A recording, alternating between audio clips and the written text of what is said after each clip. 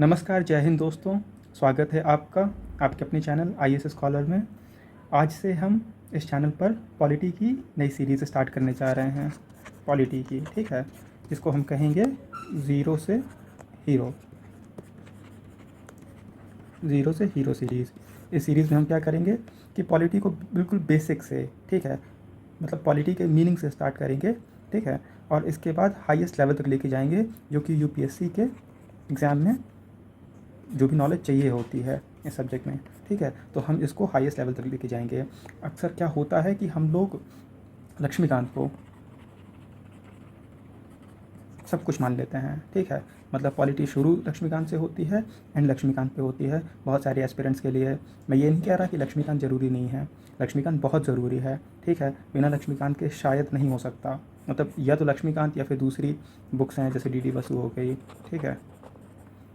तो ये सारी बुक्स पढ़ना ज़रूरी है, ठीक है, मोस्टली लक्ष्मीकांत पढ़ी जाती है। पर होता क्या है कि जैसे प्रीलिम्स तो आपका इससे टैकल हो जाएगा, ठीक है, लेकिन पॉलिटी सिर्फ कॉन्स्टिट्यूशनल प्रोविजंस नहीं है, ठीक है, पॉलिटी उससे कहीं ज़्यादा है, ठीक है। जो डे टू डे चीज़ें हो रही हैं ये भी पॉलिटी का पार्ट है, ठीक है। सुप्रीम कोर्ट ऑफ इंडिया के जो जजमेंट्स होते हैं, ठीक है, वो भी पॉलिटी का पार्ट है। और जब मीन्स में क्वेश्चन आता है तो वो सिर्फ स्टैटिक पोर्शन पे या जो कॉन्स्टिट्यूशनल फीचर्स हैं उन पे फोकस नहीं करता है, ठीक है, वो एप्लीकेशन पार्ट देखता है, ठीक है, और वो भी जो करंट कॉन्टेक्स्ट है, ठीक है। जैसे कोई रीसेंट जजमेंट हुआ, कोई भी उठा सकते हैं, जैसे SC/ST एक्ट का जो सुप्रीम कोर्ट ने कहा कि इसको सब कैटेगराइज कर सकते हैं स्टेट्स, ठीक है, सब कैटेगराइजेशन हो सकता है स्टेट्स का। तो मीन्स पे इस पे क्वेश्चन आएगा, ना कि रिजर्वेशन के बेसिक प्रोविजंस जो दिए हुए हैं कॉन्स्टिट्यूशन में, ठीक है। तो पॉलिटी हमें बेसिक्स समझने हैं, ठीक है, हमें कॉन्स्टिट्यूशनल प्रोविजन समझने हैं, लेकिन कुछ कॉन्सेप्ट्स भी हैं, ठीक है, कुछ कॉन्सेप्ट्स हैं उन्हें हमें समझना है, और जो करंट इश्यूज़ चल रहे हैं उनसे हमें कंटिन्यूसली खुद को अपडेट करते रहना है, ठीक है। जैसे एग्ज़ाम में मीन्स एग्ज़ाम में क्वेश्चन आएगा इलेक्टोरल बॉन्ड पे, ठीक है, इलेक्टोरल बॉन्ड पे जो अभी केस चल रहा था सुप्रीम कोर्ट में, और सुप्रीम कोर्ट ने इनको इनवैलिड कर दिया है, ठीक है। तो इसके एनालिसिस पे क्वेश्चन आएगा, ठीक है, ना कि कोई फैक्चुअल क्वेश्चन आएगा, ठीक है। तो हमें बेसिक से स्टार्ट करना है, हमें पॉलिटी के मीनिंग से स्टार्ट करना है, हमें कॉन्स्टिट्यूशनल प्रोविजन से स्टार्ट करना है, हमें बेसिक आर्टिकल से स्टार्ट करना है, और हमें हाईएस्ट लेवल तक जाना है, जिससे कि जो भी अभी कॉन्स्टिट्यूशन की इंटरप्रिटेशंस हो रही हैं, जो भी स्कॉलर्स दे रहे हैं, ठीक है, वो सारी हमें समझ में आए, ठीक है। तो चलिए शुरू करते हैं। पहले स्टार्ट करते हैं पॉलिटी के मीनिंग से, ठीक है, कि पॉलिटी आखिर है क्या और इसे हम क्यों पढ़ें, वाई रीड पॉलिटी, ठीक है। तो पॉलिटी को जब हम हिंदी में इसका जो ट्रांसलेशन होता है, जो हिंदी वर्ड होता है पॉलिटी का, उसको अगर हम समझते हैं तो हमें बहुत अच्छे से मीनिंग समझ में आ जाएगा। हिंदी वर्ड क्या है? राज व्यवस्था। तो जो राज काज चलाने की जो व्यवस्था होती है उसको पॉलिटी कहते हैं, ठीक है। इंग्लिश में पॉलिटी कहते हैं, हिंदी में कहते हैं राज व्यवस्था। अब इससे हमें समझ में आ रहा है कि जो सिस्टम ऑफ गवर्नेंस है, ठीक है, जो सिस्टम ऑफ गवर्नेंस है, जो पॉलिटिकल सिस्टम है, उसको हम समझने की कोशिश करते हैं पॉलिटी में, ठीक है। जो पहली 3-4 क्लासेस होंगी, ठीक है, तो ये बेसिक कॉन्सेप्ट्स पे जाएंगी। किस में जाएंगी? बेसिक कॉन्सेप्ट्स में। इसमें हम कॉन्स्टिट्यूशन के प्रोविजंस को टच कर लें कहीं तो बड़ी बात है, इसके अलावा हम जो बेसिक कॉन्सेप्चुअल चीज़ें हैं उनको समझेंगे, ठीक है, कि जैसे कॉन्स्टिट्यूशनलिज्म क्या होता है, मेजॉरिटी क्या होती है, कॉन्स्टिट्यूशन कितने टाइप के होते हैं, और जो ये टाइप्स होते हैं ये किस बेसिस पे डिवाइड किए गए हैं, ठीक है। ये जो हम टर्म्स सुनते हैं कि वो लिबरल है, उसकी जो आइडियोलॉजी है वो लिबरलिज्म है, वो लेफ्टिस्ट है, वो राइटिस्ट है, तो इन सारे शब्दों का भी मतलब समझेंगे कि ये सब मतलब होते क्या हैं, इनका मतलब क्या होता है। अगर किसी को हम लेफ्टिस्ट बोल रहे हैं तो हम बता रहे हैं कि जो उसकी आइडियोलॉजी है, जो उसका झुकाव है, वो एग्जिस्टिंग सिस्टम को चेंज करने का है, और थोड़ा बहुत नहीं, रेडिकल चेंज करने का, ठीक है। तो इसी तरह समझेंगे सेंट्रिस्ट क्या होते हैं, जैसे कांग्रेस को सेंट्रिस्ट पार्टी कहते हैं, बीजेपी को राइटिस्ट पार्टी हम कहते हैं, ठीक है। तो ये सारा कुछ समझेंगे। तो 3-4 क्लासेस इसमें लग जाएंगी और हम क्लासेस को मोस्टली कोशिश करेंगे कि 30 मिनट्स, 35 मिनट्स, 40 मिनट्स में रखें। तो अगर आप इसको 2x में भी देखते हैं तो आपका टाइम 30-40 मिनट से ऊपर ना लगे, या मे बी 20 मिनट्स। अगर 2x पे देखेंगे 40 मिनट का वीडियो तो 20 मिनट्स लगेगा, ठीक है। तो आप चलते फिरते कहीं भी ये कॉन्सेप्ट समझ सकें, ठीक है। तो शुरू करते हैं। पॉलिटी में हम क्या कर रहे हैं, पॉलिटिकल सिस्टम समझने की कोशिश कर रहे हैं। लेकिन जो पॉलिटिकल सिस्टम होता है ये किस पे बेस्ड होता है, ये बेस्ड होता है कॉन्स्टिट्यूशन पे, ठीक है। आप कहेंगे कि सर क्या हर पॉलिटिकल सिस्टम कॉन्स्टिट्यूशन पे बेस्ड होता है, तो मैं कहूँगा हाँ सर, हर जो एक पॉलिटिकल सिस्टम है, चाहे वो मोनार्की हो, चाहे वो डिक्टेटरशिप हो, ठीक है, चाहे वो डेमोक्रेसी हो, मोनार्की बोला ना पहले, हाँ, तो ये कोई भी सिस्टम हो, ये सारे कॉन्स्टिट्यूशन पे बेस्ड होते हैं। अब कॉन्स्टिट्यूशन जो होता है वो या तो रिटन हो सकता है या अनरिटन हो सकता है, ठीक है। एकेडमिक बातें छोड़िए, ये बताइए कि क्या कोई डिक्टेटरशिप बिना किसी पॉलिटिकल सिस्टम के चल सकती है? क्या उसमें कोई आर्मी नहीं होगी? जैसे पाकिस्तान में डिक्टेटरशिप थी तो वहाँ पे आर्मी रूल कर रही थी, और विद इन आर्मी जो है एक स्ट्रक्चर था, ठीक है, एक पावर मैप था, ठीक है, कि जो हाईएस्ट पोजीशंस पे बैठे जनरल्स हैं, हाईएस्ट पोजीशन पे बैठे जनरल्स हैं, वो जो ऑर्डर देंगे, वो जो लोअर हैं हायरार्की में, सिपाही जो हैं या फिर जो लोअर रैंक के ऑफिसर्स हैं या जेसीओस वगैरह हैं, वो इनके जनरल के ऑर्डर्स को फॉलो करेंगे बिना क्वेश्चन किए। तो ये हुआ ना एक सिस्टम। अगर सिस्टम है तो इस सिस्टम के लिए हम शब्द क्या कहते हैं, इंग्लिश में कॉन्स्टिट्यूशन होता है, हिंदी में होता है संविधान। सॉरी मेरी हिंदी थोड़ी वीक है, कुछ ग्रामेटिकल मिस्टेक्स हो जाए तो प्लीज़ माफ़ कीजिएगा, ठीक है। तो उसे इंग्लिश में कॉन्स्टिट्यूशन कहते हैं और हिंदी में कहते हैं संविधान, ठीक है। तो ये संविधान लिखा हुआ भी हो सकता है और अनरिटन भी हो सकता है, ठीक है। और आप एग्जांपल्स भी जानते होंगे, नहीं जानते तो सुन लीजिए। जैसे जो ब्रिटिश कॉन्स्टिट्यूशन है उसको अनरिटन कहते हैं, ठीक है, और जो इंडियन कॉन्स्टिट्यूशन है उसको रिटन कहते हैं। अब सवाल ये उठता है कि सर, तो सवाल ये उठता है कि सर क्या ब्रिटिश कॉन्स्टिट्यूशन का कोई भी पार्ट रिटन नहीं है, और अगर इंडियन कॉन्स्टिट्यूशन या यूएस कॉन्स्टिट्यूशन है, इनका कोई अनरिटन पार्ट है नहीं? अरे ये अनरिटन पार्ट नहीं है क्या, क्वेश्चन ये उठता है। तो जवाब होगा कि नहीं सर, ब्रिटिश कॉन्स्टिट्यूशन में भी कुछ रिटन पार्ट हैं। जैसे स्टार्टिंग हुई थी मैग्ना कार्टा से, ठीक है, वो रिटन डॉक्यूमेंट है। इसके अलावा जो जुडिशियल प्रोनाउंसमेंट्स होते हैं, ठीक है, वो भी रिटन होते हैं।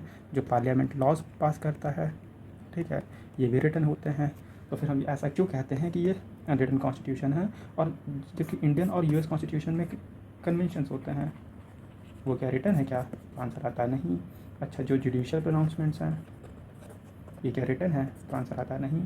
तो फिर ऐसा हम क्यों डिस्क्रिमिनेट कर रहे हैं कि ब्रिटिश को कह दे रहे हैं कि ये अनरिटन है, अनलिखित है, और इसको कह देते हैं कि ये रिटन कॉन्स्टिट्यूशन है? तो इसका एक सिंपल सा फार्मूला है कि अगर कोई कॉन्स्टिट्यूशन कॉन्स्टिट्यूंट असेंबली ने फ्रेम किया है, ठीक है, अगर कोई कॉन्स्टिट्यूंट असेंबली ने फ्रेम किया है तो उसको हम बोलेंगे रिटन, और अगर कॉन्स्टिट्यूंट असेंबली ने नहीं किया है तो इसको हम बोलेंगे अनरिटन, ठीक है। तो क्वेश्चन उठता है कि सर क्या दो ही कैटेगरीज होती हैं कॉन्स्टिट्यूशन की? पेज खत्म हो गया क्या? अच्छा, हाँ। तो क्वेश्चन उठता है कि सर क्या दो ही कैटेगरीज होती हैं रिटन और अनरिटन की? तो मैं बोलूँगा नहीं सर, एक जो कैटेगरी है और मैं जानता हूँ, ठीक है, वो क्या है? रिजिड और फ्लेक्सिबल, ठीक है। आई होप कि वो जो फर्स्ट मैंने आपको कॉन्सेप्ट समझाया है रिटन और अनरिटन कॉन्स्टिट्यूशन का, वो समझ गए होंगे। और ये भी आप समझ गए होंगे कि कोई कंट्री, कोई भी देश हो, इवन कोई भी ऑर्गेनाइजेशन विदाउट अ कॉन्स्टिट्यूशन नहीं हो सकता। उसमें कोई ना कोई सिस्टम ऑफ गवर्नेंस होगा, और कॉन्स्टिट्यूशन सिस्टम ऑफ गवर्नेंस का ये जो पावर मैप होता है, जो पावर शेयरिंग अरेंजमेंट होता है, उसी का नाम कॉन्स्टिट्यूशन होता है। तो अगर एग्ज़ाम में क्वेश्चन आए डिफ़ाइन करने के लिए कॉन्स्टिट्यूशन, तो हम कॉन्स्टिट्यूशन को पावर मैप हो सकते हैं, ठीक है, कि constitution is a power map. तो अभी हम कह रहे थे कि रिटन अनरिटन कॉन्स्टिट्यूशन होता है। दूसरी क्या दूसरा क्या क्लासिफिकेशन है, रिजिड और फ्लेक्सिबल। ठीक है, अब रिजिड और फ्लेक्सिबल ये कैसे डिसाइड करते हैं, इसके लिए आता है कि जिस कॉन्स्टिट्यूशन को हमें अमेंड करने में बहुत ज़्यादा मुश्किल हो, पसीने छूट जाएँ, ठीक है, ऐसी मेजॉरिटी लेके आनी पड़े जो बहुत मुश्किल से पॉसिबल हो, बहुत पापड़ बेलने पड़े, उसको कहते हैं रिजिड कॉन्स्टिट्यूशन। और फ्लेक्सिबल कॉन्स्टिट्यूशन क्या है कि जिसे आराम से बदला जा सके। अगर मान लीजिए 100 लोग हैं, उनमें से अगर 50 या 51 भी एग्री कर जाएँ, 50 तो नहीं है, 51 भी एग्री कर जाएँ, तो उसको बदला जा सके, तो उसे कहते हैं फ्लेक्सिबल कॉन्स्टिट्यूशन। इसका एग्जांपल क्या है, आगे ब्रिटिश कॉन्स्टिट्यूशन। ठीक है, और रिजिड कॉन्स्टिट्यूशन का एग्जांपल क्या है, यूएसए का कॉन्स्टिट्यूशन।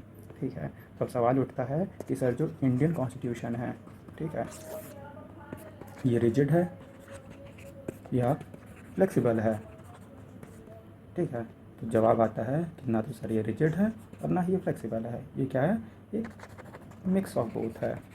ठीक है, ऐसा क्यों मिक्स ऑफ बोथ है, क्योंकि सर हमारे कॉन्स्टिट्यूशन में कुछ प्रोविजंस हैं जिनको आप सिंपल मेजॉरिटी से अमेंड कर सकते हैं। ठीक है, सिंपल मेजॉरिटी से अमेंड कर सकते हैं। कुछ हैं जिनके लिए स्पेशल मेजॉरिटी चाहिए होती है। एक एग्जांपल देंगे सिंपल मेजॉरिटी के अमेंडमेंट का, मैं बताऊं या आप कमेंट सेक्शन में बताएंगे। ठीक है, आप कमेंट सेक्शन में बताइएगा कि सिंपल मेजॉरिटी से अमेंड करने वाले 4 प्रोविजंस बता दीजिएगा। ठीक है, और स्पेशल मेजॉरिटी के भी 4 बता दीजिएगा। ठीक है, और नेक्स्ट वीडियो में हम डिस्कस करेंगे। ठीक है, तो कुछ प्रोविजंस जो हैं उनको आप सिंपल मेजॉरिटी से अमेंड कर लेते हैं, कुछ के लिए स्पेशल मेजॉरिटी चाहिए होती है। तो इसलिए हमारा जो कॉन्स्टिट्यूशन है वो ना तो रिजिड है ना तो फ्लेक्सिबल है। ठीक है, अब जब आई रिजिडिटी और फ्लेक्सिबिलिटी की बात, तो सवाल उठता है मेजॉरिटी का। ठीक है, कि मेजॉरिटी कितने टाइप्स की होती हैं। क्या अगर मतलब हमारे लोकसभा की स्ट्रेंथ है 545, ठीक है, करंट 543 है शायद, 545 स्ट्रेंथ है सैंक्शन स्ट्रेंथ। ठीक है, तो 545 में से अगर क्या हर चीज़ के लिए हमें इसका होगा कितना, 273, हाँ हाफ, तो क्या 273 वोट चाहिए होंगे हर चीज़ को पास करने के लिए। तो जवाब उठता है कि नहीं, सिंपल इसी में फिर कॉन्सेप्ट आएंगे सिंपल मेजॉरिटी का। ठीक है, तो चलिए हम देख लेते हैं कितने टाइप की मेजॉरिटी होती है। ठीक, ठीक है, तो टाइप्स ऑफ मेजॉरिटी।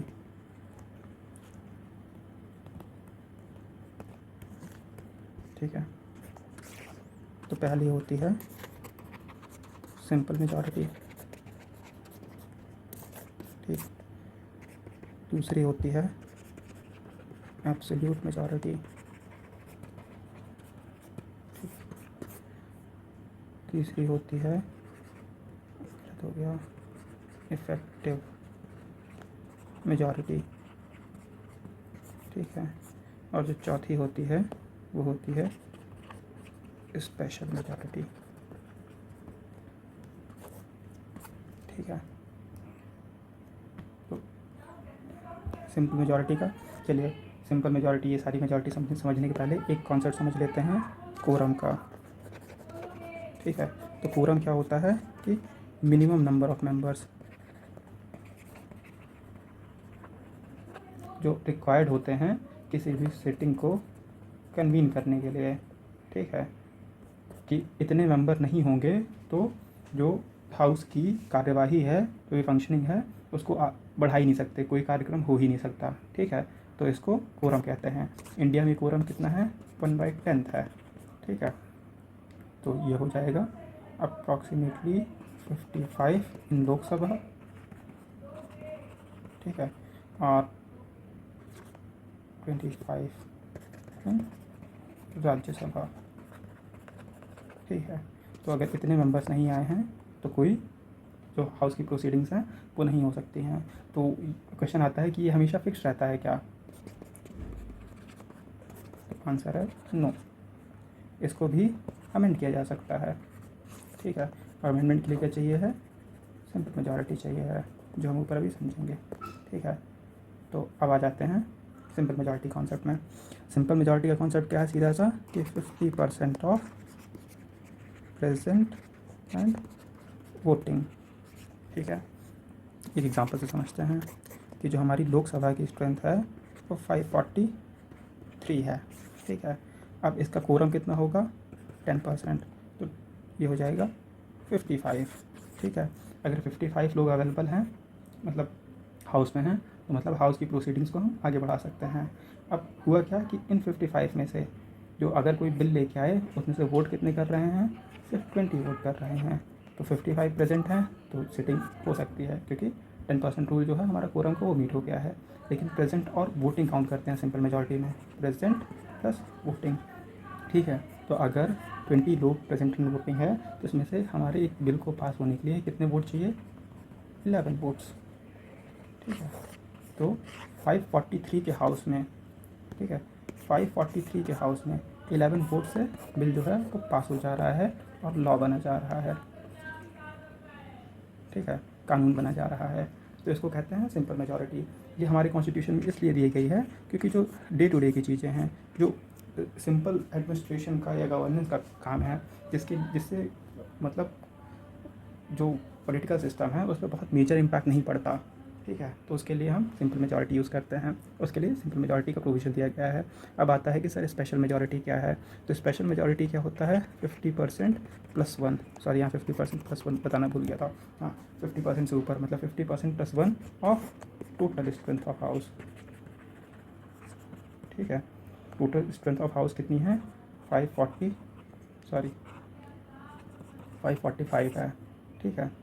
तो इसका 50% 1 प्लस 1 कितना होगा, 273, हाँ 273 वोट्स चाहिए होंगे, तो ये एब्सोल्यूट मेजॉरिटी मानी जाएगी।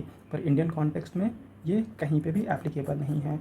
ऐसा कोई प्रोविजंस नहीं है जहाँ पर हमें एब्सोल्यूट मेजॉरिटी चाहिए हो। सिर्फ एक एक्सेप्शन है, वो प्रोविज़न नहीं है, वो एक कंडीशन बन जाती है कि जब अपना हाउस जो है उसकी फुल मेंबरशिप है, ठीक है। और उस केस में अगर सरकार बनानी है किसी को तो उसको एब्सोल्यूट मेजॉरिटी चाहिए होगी। लेकिन ये जस्ट एक कोइंसिडेंस है, ये कॉन्स्टिट्यूशन में दिया नहीं गया है, ठीक है। तो ये कोइंसिडेंस हो सकता है। अब सर क्वेश्चन आता है कि हमने सिंपल और एब्सोल्यूट मेजॉरिटी समझ ली, पर ये इफेक्टिव मेजॉरिटी क्या होती है। तो सर ये अगले पेज करते हैं।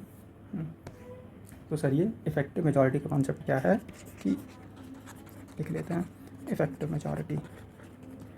तो इफेक्टिव मेजॉरिटी का कॉन्सेप्ट क्या है कि सर मान लीजिए कि हाउस में क्या है कि कुछ वैकेंसीज़ हैं, ठीक है, हाउस में कुछ वैकेंसीज़ हैं, उसकी फुल स्ट्रेंथ नहीं है। जैसे कोई मेंबर है उसकी डेथ हो गई, कोई एमपी है उसकी डेथ हो गई, उसने रिज़ाइन कर दिया, उसको डिसक्वालीफाई कर दिया गया, ठीक है। तो जो अब स्ट्रेंथ है, टोटल स्ट्रेंथ उतनी तो स्ट्रेंथ नहीं रह जाएगी हाउस की, ठीक है। तो इफेक्टिव स्ट्रेंथ में क्या करते हैं कि हम इफेक्टिव मेजॉरिटी में क्या करते हैं कि हम इफेक्टिव स्ट्रेंथ को कंसीडर करते हैं और उसका 50% प्लस 1 लेके चलते हैं, ठीक है। जैसे लोकसभा की 545 टोटल स्ट्रेंथ है, ठीक है।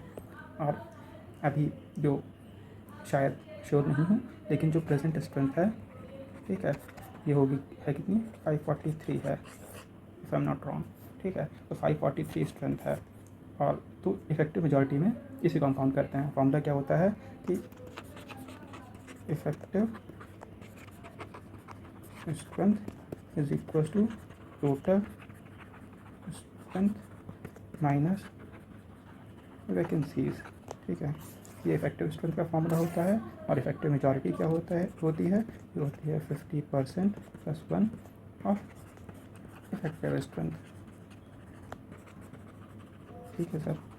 तो ये हो गया हमारा इफेक्टिव मेजॉरिटी का कॉन्सेप्ट। अब सवाल उठता है कि सर इफेक्टिव मेजॉरिटी भी हो गई, ये स्पेशल मेजॉरिटी किस भूत का नाम है, किस चिड़िया का नाम है, ठीक है। तो स्पेशल मेजॉरिटी, अब हम बैठ के सबको क्लासीफाई तो नहीं करते रहेंगे। तो हमने 3 बता दी कि इफेक्टिव हो गई, सिंपल हो गई, स्पेशल नहीं एब्सोल्यूट हो गई, ठीक है। अब इनके अलावा जो भी बचती हैं उनको हम कह देते हैं स्पेशल मेजॉरिटी, कि ये एक स्पेशल केस है, ठीक है। तो इसकी डेफिनेशन क्या होता है, neither simple nor absolute nor effective. अच्छा, मैं आपको यहाँ पे ये बताना भूल गया कि इफेक्टिव मेजॉरिटी कहाँ चाहिए होती है। एक दो एग्जांपल ले लीजिए, जैसे रिमूवल ऑफ वाइस प्रेसिडेंट है, ठीक है। तो इसके लिए इफेक्टिव मेजॉरिटी चाहिए होती है। रिमूवल ऑफ स्पीकर है, ठीक है। तो इसके लिए इफेक्टिव मेजॉरिटी चाहिए होती है, ठीक है। अब आ जाते हैं स्पेशल मेजॉरिटी पे। समझ लिया हमने कि ना तो सिंपल है, ना ही एब्सोल्यूट है, ना ही इफेक्टिव है, वो मेजॉरिटी होगी स्पेशल मेजॉरिटी। और स्पेशल मेजॉरिटी हमारी कॉन्स्टिट्यूशन में भर के दी हुई है, ठीक है। एग्जाम्पल समझ लेते हैं, जैसे आर्टिकल 312 है।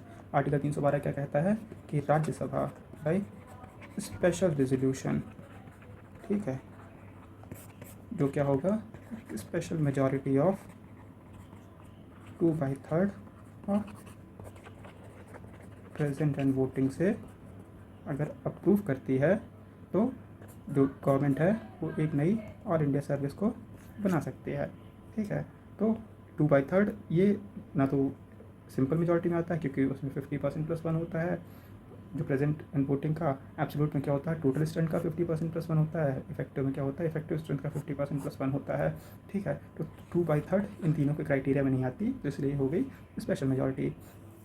दूसरा स्पेशल मेजॉरिटी का एग्जाम्पल क्या है कि आर्टिकल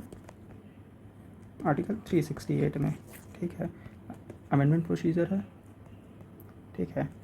कोई भी अमेंडमेंट लेके आना है कॉन्स्टिट्यूशन में अंडर आर्टिकल 368, तो उसके लिए दो कंडीशंस क्या हैं। पहली है कि 2/3 ऑफ प्रेजेंट एंड वोटिंग,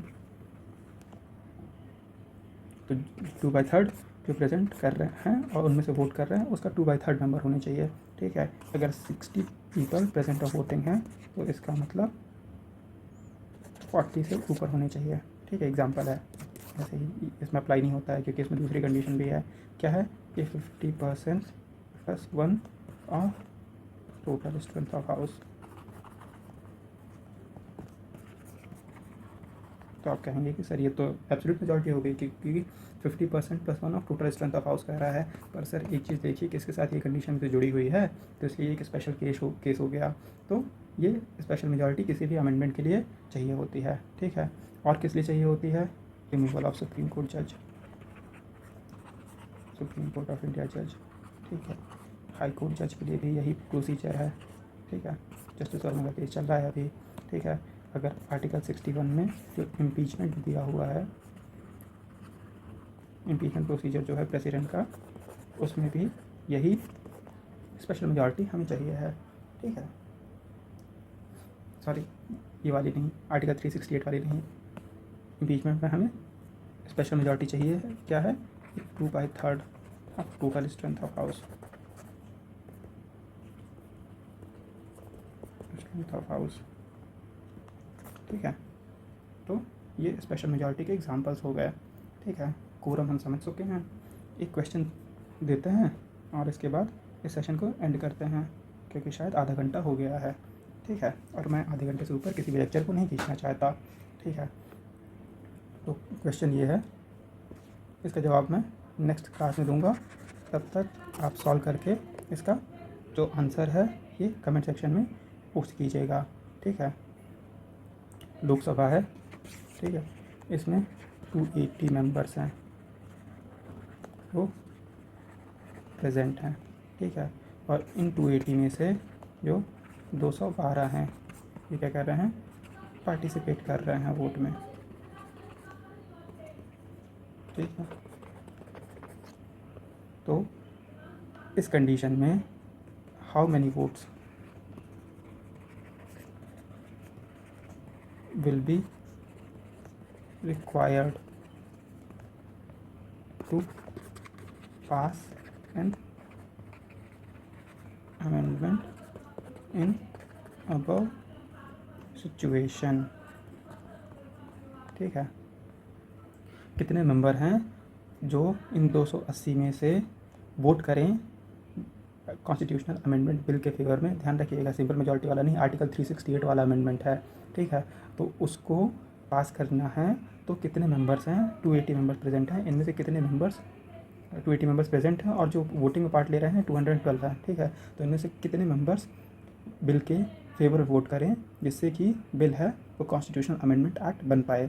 इसका जवाब आपको कमेंट सेक्शन में देना है और मैं नेक्स्ट वीडियो में इसके आंसर को डिस्कस करूँगा। एक ब्रीफ 5 मिनट में हम रिवीजन करेंगे इस क्लास का नेक्स्ट क्लास में, और इसके बाद अगले कॉन्सेप्ट पढ़ेंगे जैसे कि कॉन्स्टिट्यूशनलिज्म है, ठीक है, आइडियोलॉजीज़ की जो बात की थी, ठीक है, वो सारी आइडियोलॉजी समझेंगे। और इसके अलावा कुछ स्पेशल केसेस वगैरह हैं लिबर्टी वगैरह का, जब आइडियोलॉजीज़ पढ़ेंगे तो लिबर्टी समझेंगे, तो उसी में जो थोड़े बहुत केसेस हैं उसको समझ लेंगे, ठीक है। तो फिर मिलते हैं अगली क्लास में, तब तक आप इस क्वेश्चन का आंसर कमेंट सेक्शन में पोस्ट कीजिए, ठीक है। थैंक यू आपके टाइम के लिए, मिलते हैं नेक्स्ट क्लास में, बाय बाय।